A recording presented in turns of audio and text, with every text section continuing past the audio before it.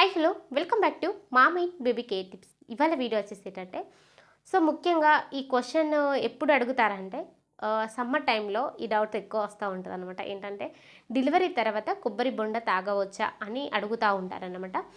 So ఈ కొబ్బరి బొండ అనేది డెలివరీ తర్వాత తాగవచ్చా, ముఖ్యంగా సి సెక్షన్ డెలివరీ తర్వాత తాగవచ్చా లేదా అనేది మనం ఈ వీడియోలో క్లియర్గా తెలుసుకుందాం.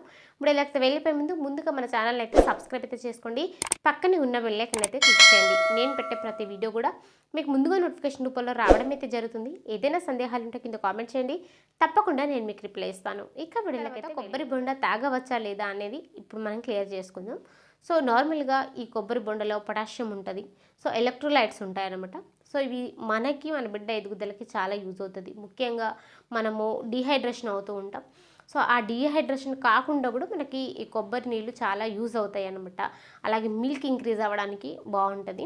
సో ఇది అన్ని రకాలుగా మంచిది. కాకపోతే సి సెక్షన్ డెలివరీ అయిన వెంటనే కొబ్బరి నీళ్ళు ఎక్కువగా తాగడం వల్ల కూడా కొన్నిసార్లు దగ్గు వచ్చే ప్రమాదం కూడా ఉంటుంది. కాబట్టి సో అట్లాంటిది ఏం లేదు అనుకుంటే హ్యాపీగా తాగొచ్చు, ఏం పర్వాలేదు. కాకపోతే ఇవి ఎక్కువగా తాగడం వల్ల కొన్నిసార్లు దగ్గు స్టార్ట్ అవుతూ ఉంటుంది అన్నమాట. సో కాబట్టి జాగ్రత్త వహించండి. సో మీకు ఇట్లాంటి దగ్గుకు సంబంధించిన ఎలాంటి ప్రాబ్లమ్స్ లేవు, జలుబు అట్లా ఏం ప్రాబ్లం లేదనుకున్నప్పుడు హ్యాపీగా తాగొచ్చు అనమాట. ఒకవేళ ఉంటే అది ఇది తాగడం వల్ల కొంచెం ఎక్కువ అయ్యే ప్రమాదం ఉంటుంది.